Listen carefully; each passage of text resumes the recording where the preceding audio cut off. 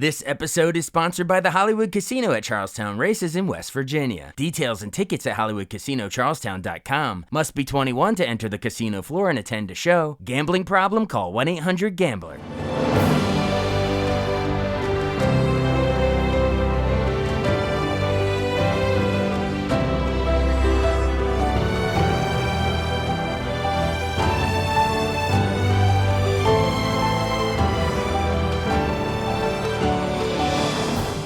Welcome to the newest episode of Beyond the Fame with Jason Fraley. I'm your host, Jason Fraley, picking the brains of the top filmmakers, musicians, and artists of our time. Comedian Donnell Rawlings comes home to the Birchmere in Alexandria, Virginia this Saturday night. He joined me to preview the show and reflect on his career, from attending T.C. Williams High School in Virginia to starring in some of TV's most iconic series, from the drama of The Wire to the comedy of Chappelle's Show. Hey, Donnell Rawlings. Hey, thank you so much for joining us on WTOP in your hometown of Washington, D.C.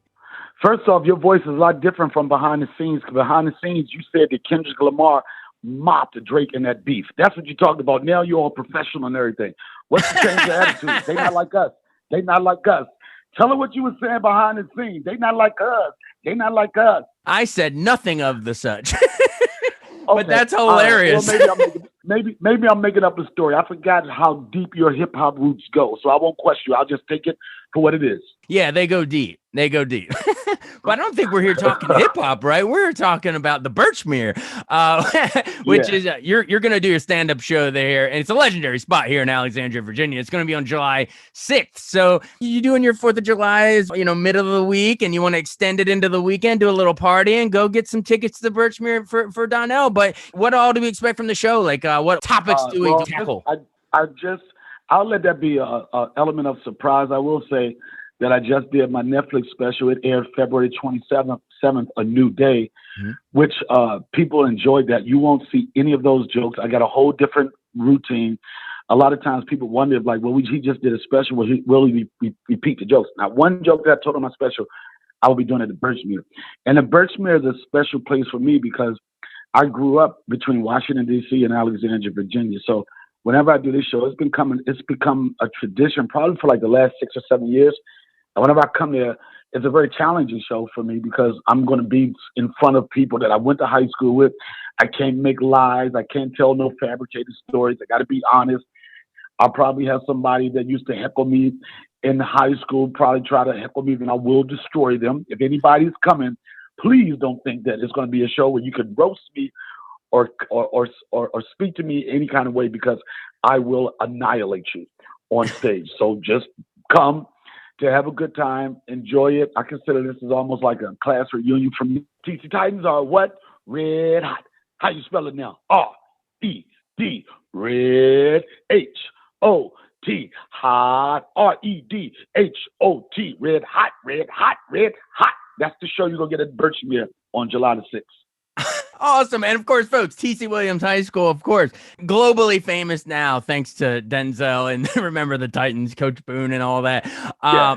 And everybody thinks that I was in that movie. I wasn't in that movie. I'm not that old. They like, were you there when you Remember the Titans? I remember it, but it wasn't part of my childhood. I remember it, but I don't remember it like that. But wait, selective amnesia. Yeah. Well, but by the way, but was Coach Boone still there, years after the events of the movie, right? Was he still there when you were there? Yeah, he was, like at the tail end of it. Yep. Right. Did you ball? Did you play? No, I was a manager. I wasn't really good in sports. Only thing I wanted to do was make the team just so I could get free sneakers. And I remember as a manager for the T.C. Williams Titans basketball team, that anytime we won a game, we got to get free pizza. So I just wanted to make the team just so I could go to this old school Italian restaurant in Alexandria.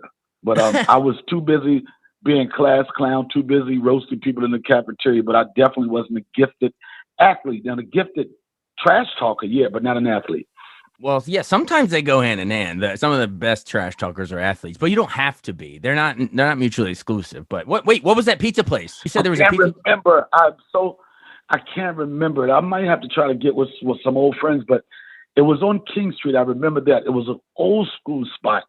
And if I get one of my friends to remind me what it was, I'm definitely going to revisit it. But I remember that was one of the rewards of winning a game. We got to go have all Italian food we went, and the pizza was amazing. I got to find out. I'm going to find out.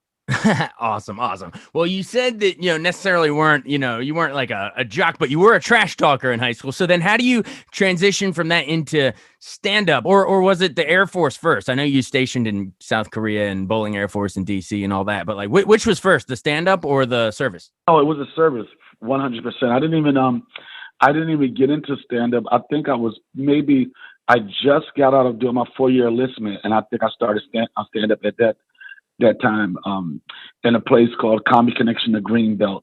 Shout out to Raj and RIP to his wife, who just recently passed away. They gave so many opportunities for a lot of local comics to get stage time where they couldn't get it. But it was a military for me, and I was a military police officer. I was waiting to be a DC police officer. In the interim of that, I went to a comedy club. I fell in love with it with some coworkers.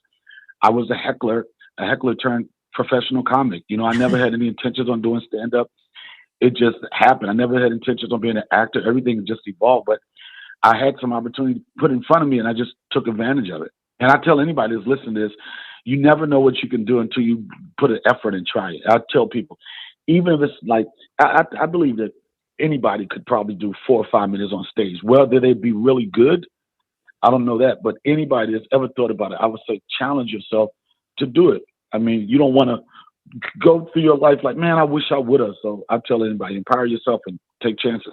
I love it. That's amazing advice. Give it a shot, folks. If you think you got game, go out for a few minutes and try a stand up set. It's better to be a heckler turn stand up than the other way around. You want to start as a stand up, then just end up as a heckler. You did it right.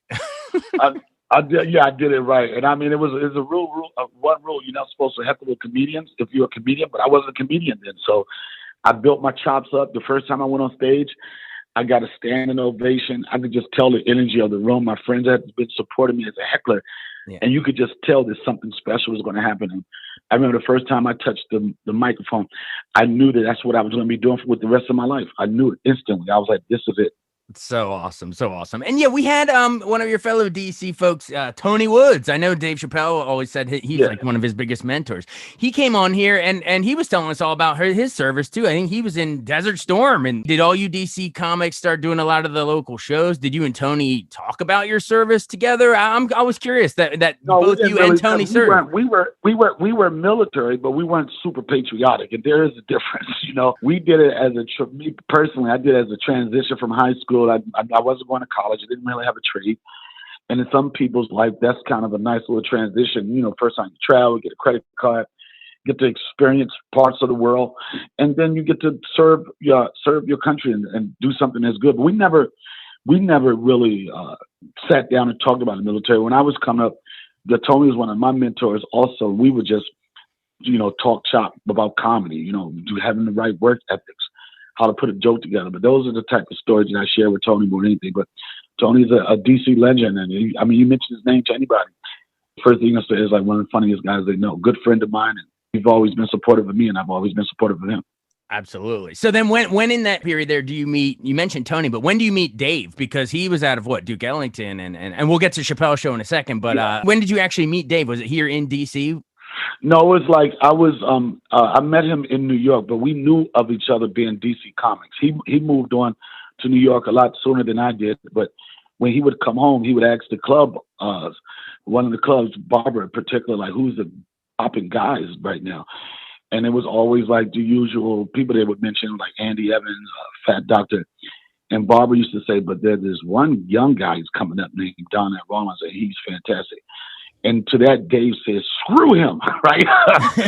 And then when I used to ask about what people left DC and doing things for themselves, they would always tell Dave. It was Dave. And I was like, screw Dave. So we had like just a little joking, like, who is this guy? I'm supposed to be the man. But we really kind of connected once I moved to New York, and then once I became a part of the Chappelle Show, which was largely in part by Neil Brennan's endorsement of my talent and with Dave approving of it. But we became closer. To be quite honest, me and Dave became closer after the show than when we were actually doing the show. I looked at it more so like we were coworkers. I wasn't like, oh, I got to hang with him all the time. The only thing I wanted to do was for him to say action and let the camera speak for itself. But since then, we're talking about more than 25 years, we've maintained a brotherhood and friendship that's going to be here forever. That's fascinating to know. So it was more after, you could say, I'm rich, biatch, than before. It was after you were, then you bond over that. Yeah, yeah. It was like we became like that was from the reparations sketch. And Dave loved that phrase so much that, and I'm pretty sure one of the reasons why it resonates with people so much is because it was the end of every episode, and every time he come on, he would just die laughing. But Yeah. we have good friendship doing the show. I tour with him. I do my things. He do his things. And we're like neighbors. I moved to Yellow Springs, Ohio, so we run into each other in the local grocery store and gas station and stuff. But it's cool. Yeah, because I think he produced the Netflix special you were talking about at the top, Yeah, A New Day. So yeah, you guys are it's a bond that continues to this day. Hey, one more Chappelle Show question before we get to some of your other, because I want to get to The Wire and some of your other dramatic stuff too. But with Chappelle Show, my listeners will kill me if I don't ask you which sketch that you were in made you just like crack up the most. Was it Whack Arnold's? Was it When Keeping It Real Goes Wrong? Or what? Which one were you in? Were you having the hardest time keeping it together? Well, it was probably a combination. Beautiful Jerry Curl Pimp guy, because that character didn't exist on paper. Neil forgot about me, so I had to create that character, the way he looked, the way he talked, the way he walked, even his name, like literally 24 hours before we shot that. That was fun for me because it was always like I wasn't on the script, so it was everything I said was improv and being spontaneous. Yeah. One of my favorite sketches to watch was the Wayne Brady sketch. Particularly because of how we came about. Wayne was beefing with Dave, I guess. Yeah. They kind of hashed that out and came on the show.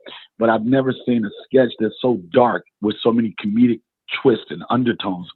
And it totally flipped what you expected of Wayne Brady, is why it was so funny. It was like so against the type of what you'd expect. And Wayne Brady going to have to choke up? And it took us so long to get him to say that because, he's a straight-laced guy. Yeah. And he was like, can I say, is Wayne Brady going to have to hurt someone? He didn't want to say, we was like, no, you got to choke a bitch, right? and then the legend of Wayne Brady was born. Exactly. I mean, because everyone knew him from like Whose Lines. Anyway, and we knew he was an extremely talented guy in singing and improvising and all that stuff. But man, I'm so glad you held his feet to the fire and made him say the actual line, because it wouldn't have been as nearly as funny without. Yeah. That's great. No, and Wayne is one of the most talented people on earth. Oh, that's so great. That's so great. All right. Well, as promised, it isn't just comedy. I mean, you're hilarious. Everybody should check out your show, but I wanted to give you some props for your dramatic stuff.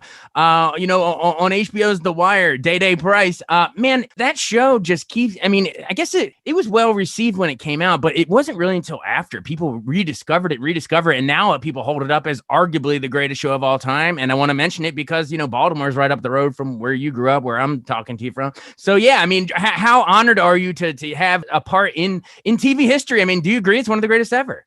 I think it was Entertainment Weekly, one of those magazine publications, did a top 100 TV shows in the history of television. Yeah. And both The Chappelle Show and The Wire ranked in the top 50. Awesome. So if I don't go, however I go out, whatever, if my legacy is going to be anything, it's like I could say I was part of 2 historical shows. And the crazy thing about The Wire, the role of Omar, a lot of people don't know, is that role came down to me and Mike Williams on that. Robert Cosbury was not with us anymore, RIP, was executive producer. And I went on set and said, we were really considering you for Omar. Right? Really? I didn't even, that was like, but we wanted to save something for you. And if you really watch that series, you'll understand that it went from the towers, and then the storyline changed to the docks. And my character, I got caught with $20,000 in cash. I had to give it back. I was connected to politics, and my character was about to blow up. Yeah. So what happened was the Baltimore Tourism Board was upset with production. They said, why every time you guys produce something here, it's always like, it looks like this depleted city with heroin addicts and everything. Mm-hmm. So they had to change the storyline, and that's when my character got lost. Oh, so when they went to the docks in season 2 with Zabatka and all that stuff? Yep. Wow. Yep. When they went to the dock and my character got lost, but David Simon wanted to, say a little thank you for me, and he brought me back at the end of that. Yep. But that's an interesting fact people don't know. And then I look at what Mike K. Williams did to that character, and I think certain people are born to play a certain role, and I don't think anybody could have nailed it like him. But just to be a part of that whole series, I also was a part of The Corner, which The Wire is a spinoff pretty much of The Corner that Charles Dutton directed some years ago, won 3 Emmys. And David Simon is very, very loyal to the people he worked with. And if you watch The Corner, you watch The Wire, you'll see so many of the actors that played in The Corner did opposite roles of different stuff in The Wire. And my shout outs to Charles Dutton and shout out to David Simon, real very good people. Nice, yeah, because I guess they had done Homicide before that, and then The Corner, and then, which is all David Simon, and then The Wire. Wow. But thanks for that trivia, by the way. I did not know. Well, first of all, rest in peace, Michael K. Williams. Unbelievable. Omar coming in that whistling, and I don't want to say I'm sorry you didn't, because I'm sorry you didn't get the role. But if anyone's gonna do it, man, he did it up. But man, just being on you were on the ground floor with Idris Elba as Stringer Bell before he totally really blew up. And Wood Harris, I guess, had just done. God. Remember the Titans? So there we go, full circle with Avon Barksdale. Went to your high school. It was interesting because every girl in the country loved him some Stringer Bell. When we were doing the show, I would meet some women. They'd be like, "Do you know are you on The Wire?" I'm like, "Yeah." They'd be like, "Can you introduce us to Stringer Bell?" And I was like, "Man, when they killed him on that show, I was like, what about Stringer Bell now? He's gone to be one of the biggest international stars in the world." Yeah, seriously, it's unbelievable character, unbelievable actor. But I'm giving you your props because you held your own with all of them, and it is kind of funny. We opened by talking about Remember the Titans, and there you go. There's Left Side, Strong Side as Avon Barksdale. That's great. That's it. But that's so great. All right, well, you've been generous with your time, but final seconds, remind everyone some of the roles you've done since. I guess you were in Pixar's Soul, weren't you? The barber. You were in Pixar's Soul. I played the father of a woman on the show called 20s that was produced by Lena Waithe. BMF. I was on the first, second, and possibly going back for the 4th season of that. And I got a very, very interesting resume. I don't really like to boast on things I talk about. I will say the thing that I really appreciate the most is stand-up comedy. Whether I get another acting gig on the small screen or the big screen, the fact that I could come to Birchmere, I could come to the DC Improv, I could go across the country, put my name on a marquee, and make an honest living doing it. That's the thing that I'm more appreciative of. And that's where I really, really want people to support me. So make sure if you listen to this, I consider myself one of the best guys doing it. I don't have to say it. My fans will say it. But if you've been a part of the Birchmere experience, continue that. I think the 7th or the 8th season, I'm not really sure on that, but it's going to be a family affair. It's going to be fun, and we're going to have a great time. Oh, that's so awesome. Yes, exactly, folks. It's not just, The Wire and Soul or Winning Time or any of these screen roles. It is the fact that Donnell Rawlings can plaster his name on a marquee and sell it out, baby. And come on, you got to come see him at the Birchmere. It's going to be extra fun. Final seconds. When you come home like this, do you pack the crowd with a bunch of family, friends, or, old colleagues, anything like that? Well, I don't pack it. They support me. You know what I'm saying? It's like, a lot of time I do a traditional show at Thanksgiving at the DC Improv, but this is like my summer fest. I get, like I was saying earlier, I get a lot of people that I grew up with. It's very community driven, that venue, and the fact that, I have history there. So it's going to be a good time. It's going to be a good time as always. Awesome. Well, everybody get your tickets now. Donnell Rawlings, the hilarious Donnell Rawlings, on Saturday, July 6th. So get your tickets. Hey, thank you so much. This is fun. Thank you for your time. Should we end it like we do the Chappelle? So you say the line? I'm rich, bitch! Thanks so much for listening to Beyond the Fame with Jason Fraley. Our theme music is Scott Buckley's Clarion. Remember to give us a 5-star rating if you like what you hear. We'll see you next time.